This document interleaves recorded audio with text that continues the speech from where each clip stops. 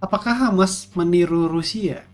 Ya kita tahu lah Rusia dan Ukraina tuh lagi berperang ini juga.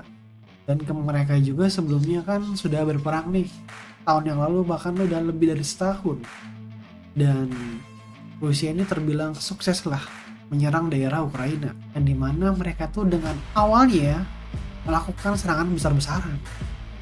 Banyak titik vital di Ukraina yang dihancurkan ataupun yang dieksekusi atau yang dibilang mah disabotase. Triknya gimana? Kalau kita lihat mereka menggunakan trik-trik ya tadi, penyerbuan besar-besaran dengan mobilitas tinggi serta menyerang titik-titik vital. Nah, kalau kita lihat yang terjadi sekarang, khususnya Israel dan Hamas ini sedang perang kan, dan kalau dilihat cara mereka dengan cara Rusia itu sama, yaitu dengan melakukan serangan besar-besaran ya dari segala arah, yang bilang dari laut, dari udara, dari darat. Dan kita lihat juga tuh ada serangan udara, itu para penerjun payung dari Hamas itu masuk ke kota-kota di Israel, dan ini melumpuhkan beberapa tempat di sana. Sebenarnya satu tujuan, kalau kita lihat nih dari cara serangannya sama, tapi apakah mempunyai tujuan yang sama juga? Sepertinya iya, karena sekarang wilayah-wilayah yang di wilayah-wilayah Ukraina yang telah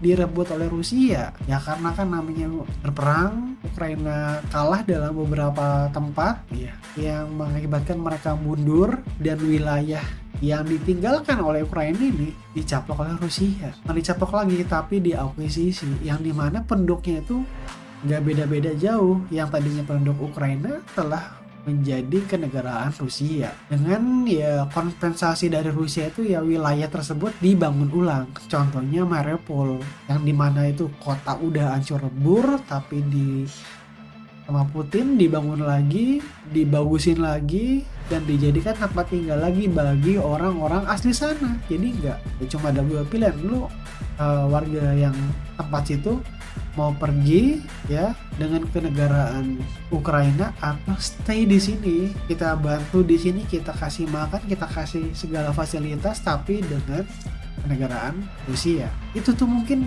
titik temu dari strategi Hamas, yang dimana mereka melakukan serang besar-besaran, memukul mundur pasukan Israel agar tempat-tempat yang di dekat perbatasan itu jadi milik mereka. Tapi apakah mereka berpikir bahwa ini nih perang jangka panjang ya? Kapasitas emas itu bukan seperti kapasitas Rusia. Jadi kalau misalkan mereka visi misinya ingin mencaplok wilayahnya kembali, sepertinya mereka ini, saya tidak tahu ya, membutuhkan banyak senjata, amunisi, teknologi. Ya kita tahu lah daerah Gaza seperti apa, bahkan air bersihnya susah ya. Jadi sampai kapan mereka bisa bertahan nih? Sedangkan kan Rusia dengan negara yang lebih besar, dengan kondisi senjata yang lengkap, teknologi juga oke, ya perang jangka panjang nggak masalah. Dengan sumber daya alam kaya, minyak kaya, segala macam kaya. So itu bagi pihak Rusia setahun, 2 tahun, 3 tahun gue masih oke-oke aja perang gitu. Tetapi Ukraina gimana?